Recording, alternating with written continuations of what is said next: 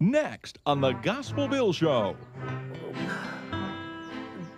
Did I ever tell you I was in the Civil War? Oh. Yeah, and I was a war hero. They needed somebody to go to the front of the battle. And I said, don't send anybody else, send me. And they did. And I went up there and I conquered 2 armies. No, 3. There were so many, it was hard to remember. And they gave me a whole bunch of medals. So many, I don't wear them anymore because they're too heavy. They rip my shirt. Hey, Elmer, how's it going? It's going good, Nicodemus, thanks. Yeah, keep up the good work. And then I was, did I ever tell you I was in, the cavalry? Yeah.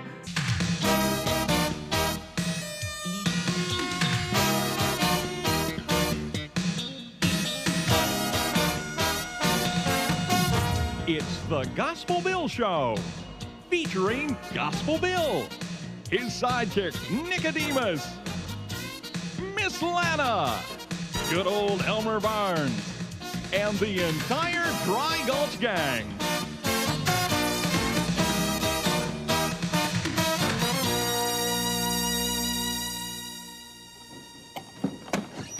GB, you got to get over to Ned's house right away. He's got Slim Watson, the outlaw, covered with a shotgun right now. Slim Watson's over at Ned's house in the middle of the day? Yeah, see, Ned been working the late shift again. He was asleep. Whoa, And he... never mind all that stuff. I need you to stay here and watch the jail for me. Oh, sure thing.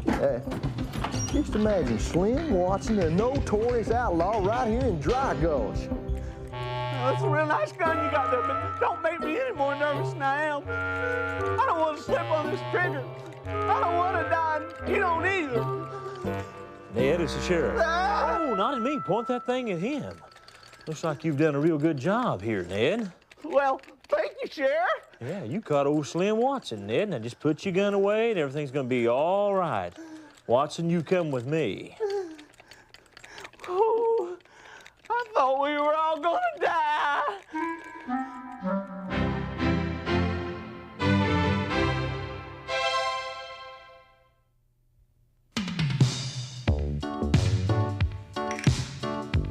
Let's visit the elephant.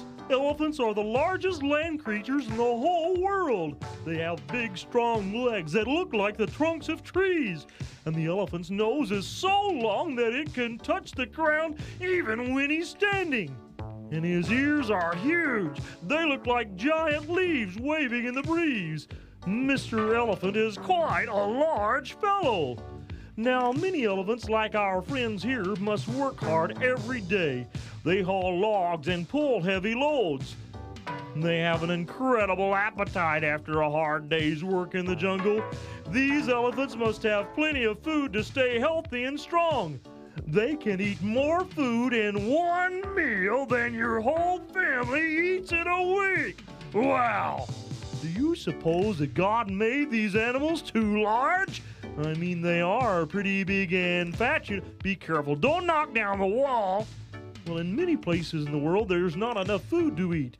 Many people and animals go hungry, and it takes a great deal of food and water to take care of Elmer the elephant.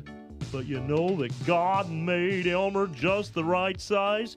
He knew what he was doing when he made these elephants, because nothing is too big for God. And if God can feed these elephants, then he can take good care of you. This elephant never worries that he'll run out of food. He doesn't worry about anything at all, so don't get wrinkled up. God will watch over you because you're special.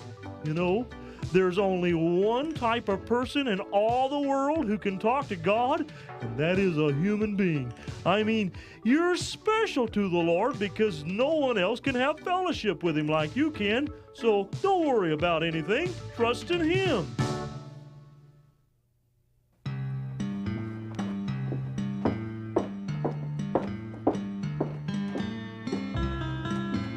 Once again, the streets of Dry Gulch are safe for our women folk and for our children. Why, even the cows is a-chewing on their cuds more contentedly this day.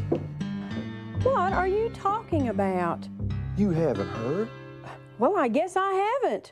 Well, that notorious outlaw Slim Watson is incarcerated in the Dry Gulch County Jail. Oh, well, what happened? Well, see, it all happened over at Ned's house. See, old Slim was going to go in there in the daytime and rob him because he didn't think anybody was at home, but Ned was asleep, and see, he'd worked that late shift again.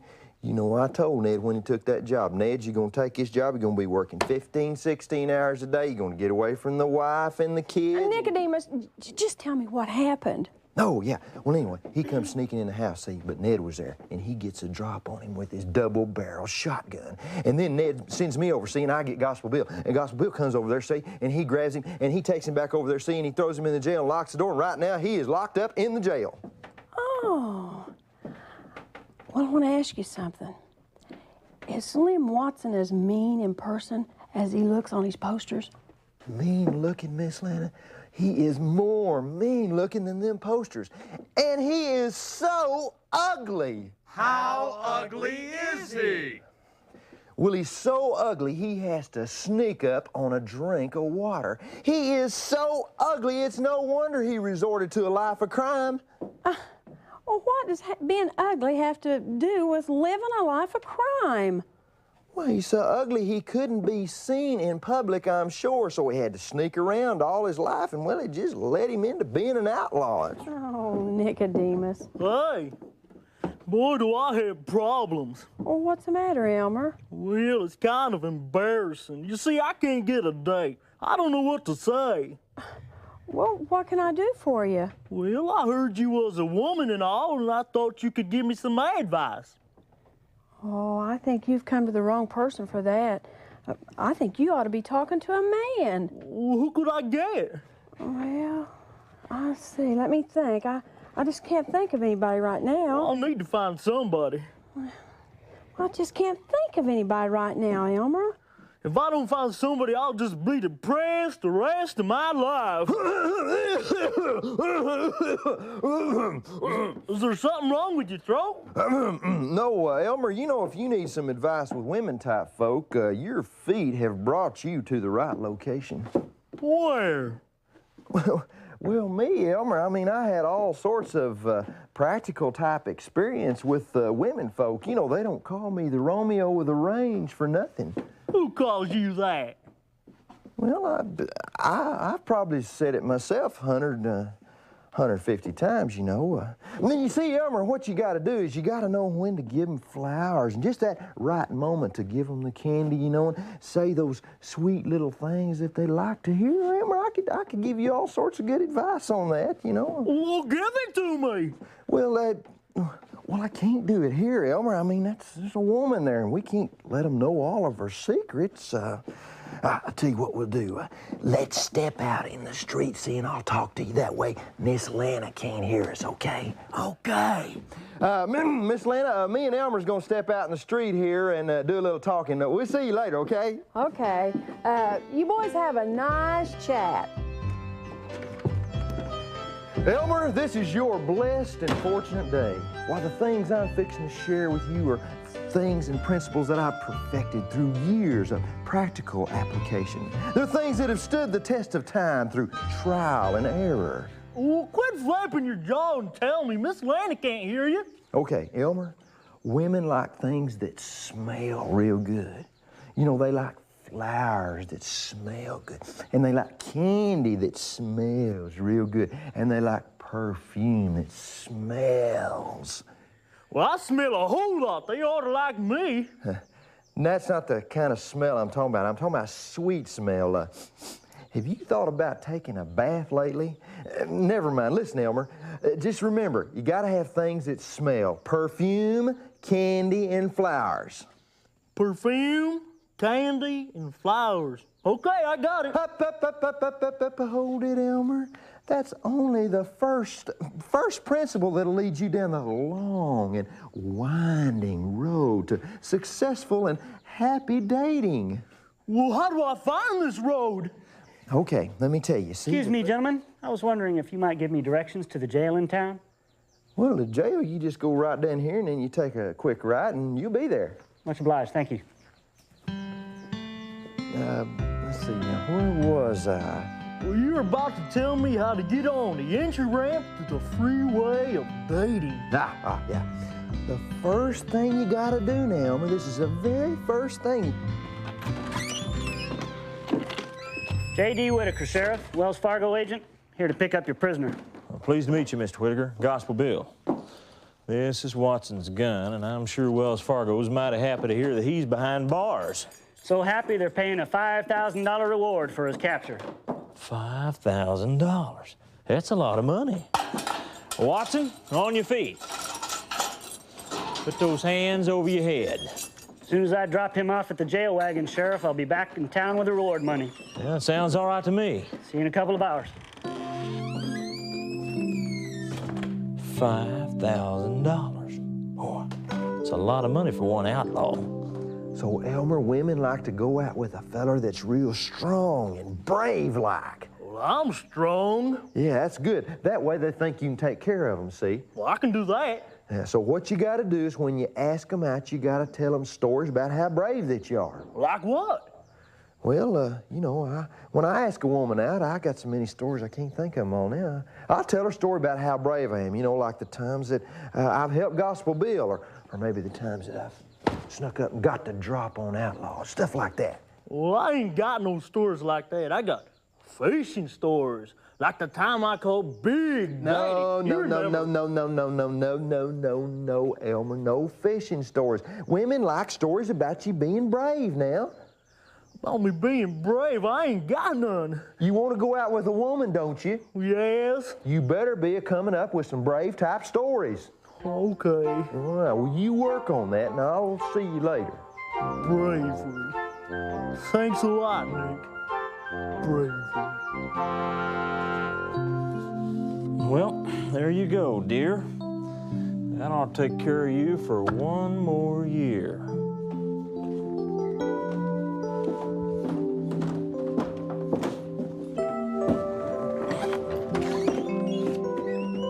Oh, no, Gospel Bill, Slim Watson's escaped. How could you let this happen? I didn't let Slim Watson escape. A Wells Fargo agent picked him up 15 minutes ago. Oh, that must have been the feller I met out in the street. I told him where the jail was. Yeah, must have been. Yeah, I knew that. And old Ned's gonna be awful rich when this whole thing's over with. That Wells Fargo agent is coming back in a few minutes. He's gonna bring back $5,000 in reward money. Wait a minute, Ned gets all that reward money? Well, surely you get part of it, don't you? Well, no, Ned had the whole thing wrapped up by the time I got there. Well, now, wait a minute. It seems to me, you being the arresting officer and all, you ought to get a good piece of that money for yourself. Well, Nicodemus, as far as I'm concerned, Ned did the job, so he gets the money. Oh, well, I guess that makes sense. Hey, you know, maybe old Ned won't be so nervous since he's got a little money. Hey, I got a great idea. Since old Ned's got all that money, maybe he'll take me and you out for a steak dinner, huh? I wouldn't count on it. Yeah, I think you're right. Did I ever tell you, I was, in the Civil War? Yeah, and I was a war hero. They needed somebody to go to the front of the battle. And I said, don't send anybody else, send me. And they did. And I went up there and I conquered 2 armies. No, 3. There were so many, it was hard to remember. And they gave me a whole bunch of medals. So many, I don't wear them anymore because they're too heavy. They rip my shirt. Hey, Elmer, hey, how's it going? It's going good, Nicodemus, thanks. Yeah, keep up the good work.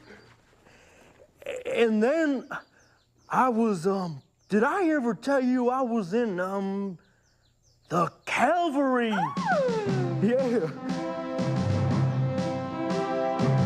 Oh, Elmer, tell us again how you conquered the whole Sioux Nation all by yourself. Well, I wouldn't want to bore you. Oh, no, tell us again. Oh, please. Okay. Back when I was in the cavalry, the Indians were giving us a lot of trouble. And I didn't want to see a bunch of men killed. So they asked for a volunteer who was big and strong and brave. And I said, I'm big and strong and brave, send me. So they did. So I got down on my belly and I crawled into that Indian camp with no arms but my whittling knife. And I thought, wow, there must be at least 2,000 of them. Hey, Nick, how you doing? Oh, Trudy, what? And so I thought, how can I capture him? And then it came to me. Will somebody explain to me how a novice, a freshman, a mere rookie, if you will, is outdoing me, the master of romance, the dating king of Dry Gulch, the Romeo of the range? How's he doing it? What are you talking about? Look, Miss Lanny, you see Elmer? Not only does he have one girl on his arm, he's got two girls. And one of those girls happens to be my girl, Miss Trudy Lou. Not that he's got three girls, he just got two girls, but just one of those two girls, see, is my girl, Miss Trudy. How's he doing it? Well, you're the one that gave him all of the advice. What'd you tell him to do? Well, I just told him that women like to hear, you know, stories about acts of bravery that men have done. And, well, Elmer don't know any brave stories, though. Well, the only kind of stories he knows is stories about fishing. Uh-oh. What uh-oh? Well, if he's telling them stories like he tells his fishing stories, they're probably stretched way out. Oh, you mean like the time he told the story about the fish he caught that was so big he fed the whole state of Texas? Lar, pants on fire, hanging on a telegraph wire. Excuse me, Miss Lana. With my vast intelligence, I have got to investigate this matter. That's a good idea if you want to get Miss Trudy Lou back. Hey, Miss Trudy Lou. Trudy Lou? Hey, it's me, Nicodemus. Your boyfriend, you know, Romeo of the range, dating king of Dry Gulch, master of romance. Remember? Oh, hi. You are breaking my heart. I come by here a few seconds ago and you're hanging on Elmer Barnes' arm. Can you tell me what's going on? Well, haven't you heard about him? Heard what? He's a Civil War hero. Elmer Barnes, Civil War hero? Well, that was a long time ago, but even more recently, he captured a whole Sioux nation all by himself. Are we talking about the same Elmer Barnes that was standing right over there a few minutes ago? Oh, what a dreamboat. What a strong, brave man. Those aren't exactly the words I'd use for him. Well, we'll continue this little conversation a little bit later. Right now, I got to go talk to this Civil War hero. Okay.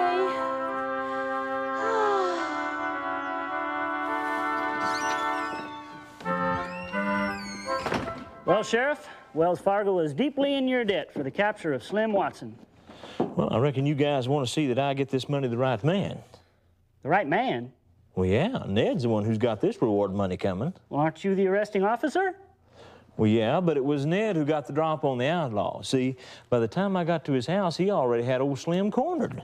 Well, you ought to keep some of it for yourself. Well, now, the way I read those wanted posters, it's the man who captures the outlaw who gets the reward. Yeah, but this is cash. Nothing says you can't keep a little for yourself and give the rest to this fella Ned. Nobody's gonna know the difference. Look, I'll know the difference, and what's more important than that, God's gonna know the difference. I can't do that. Well, suit yourself, Sheriff. Suit yourself, but if it were me, I'd keep a little of that cash for myself. Well, one thing's for certain, Ned's never seen $5,000 in his life.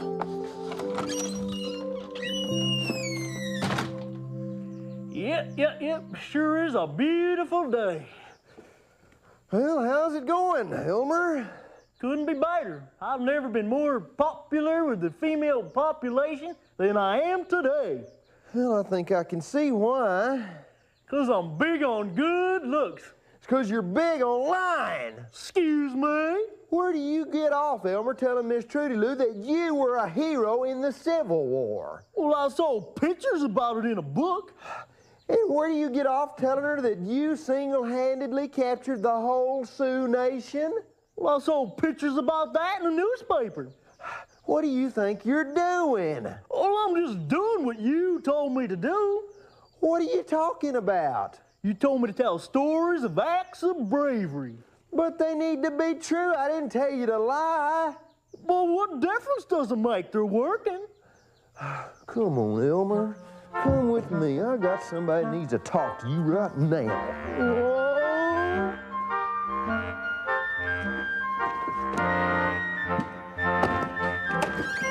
Get in there. GB, I want you to counsel Elmer here right now. Well, what seems to be the trouble? He stole my girlfriend. Oh, Nicodemus, I can't do anything about that. Why, you know the old saying, all's fair in love and war. Well, it's how he did it. Tell him how you did it. Well, I just told her stories about acts of bravery. Well, now, what's the matter with that, Nicodemus? Well, tell him who the stories was about. I was in them. Well, I still don't see any problem with that. Just give him a sample of one of your stories. Go on. Which one should I tell him first? The time I was in the Civil War and conquered 3 armies by myself? Or when I captured the Sioux Nation single-handedly? Elmer, you were never in the Civil War, and everybody knows you've never fought Indians. Now, why would you go and say something like that? Well, it works, and the girls really like me. But that still doesn't make it right. That's a lie. Well, lie or not, it works. Elmer, if you have to lie to get those girls to like you, you're going to have to lie to keep them. Sooner or later, they're going to find out you've been telling them lies, and they're going to be awfully upset at you, Elmer. Now, listen to me. It may not pay off right away, but in the end, it always pays to tell the truth.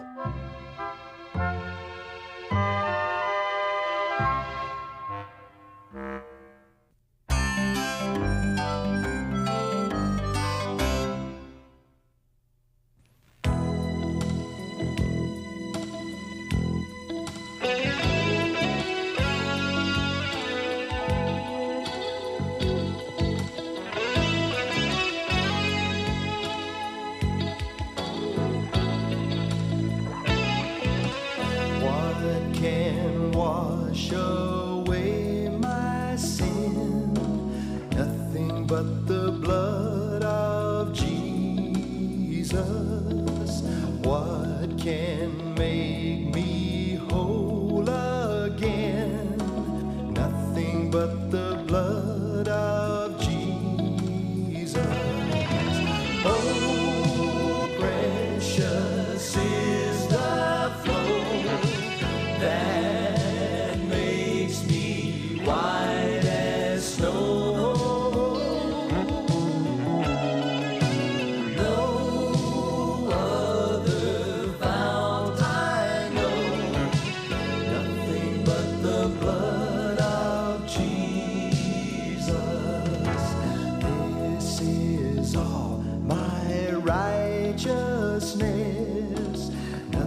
But the blood of Jesus, this is all my hope and peace.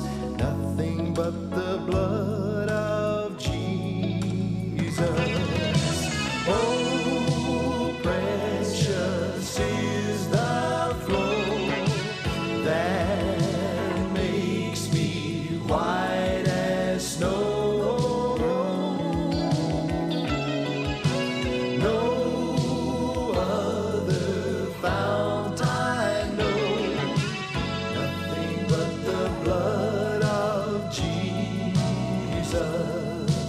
Nothing but the blood of Jesus.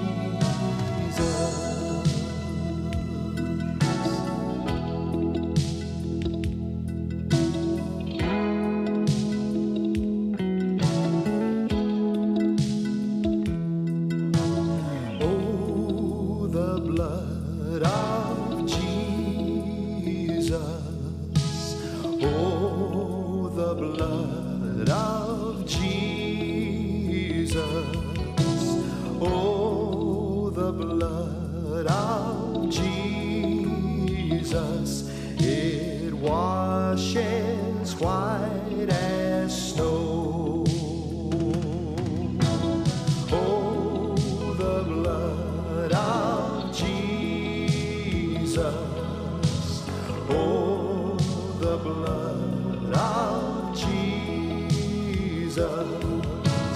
Oh, the blood of Jesus, it washes white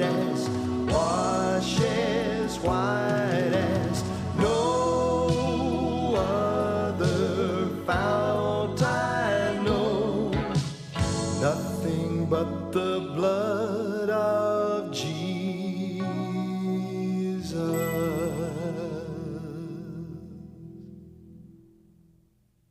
Believe it or not, it never pays to tell a lie. It always pays to tell a truth. Even when you tell a little bitty lie, one that seems harmless and innocent, you need to understand something. That little lie is always tied to a bigger lie. And you see, once you start lying, it just keeps on growing and growing, and every lie you tell thereafter gets bigger and bigger and bigger. Pretty soon, lying becomes a big part of your life. Whereas in the beginning, it started out small, in the end, lying takes control of your life, and the snake of lying gets bigger and bigger and bigger. So you cut those lies off right now. Don't tell lies anymore. If you've told lies, you ask God to forgive you. And then remember from now on to tell the truth, because all lies are poisonous and they'll hurt you. And if you allow for lying in your life right now, it won't be long till you're totally controlled by it. Everything you do and say has a little bit of a lie in it. So remember, it always pays to tell the truth, and every lie is poisonous.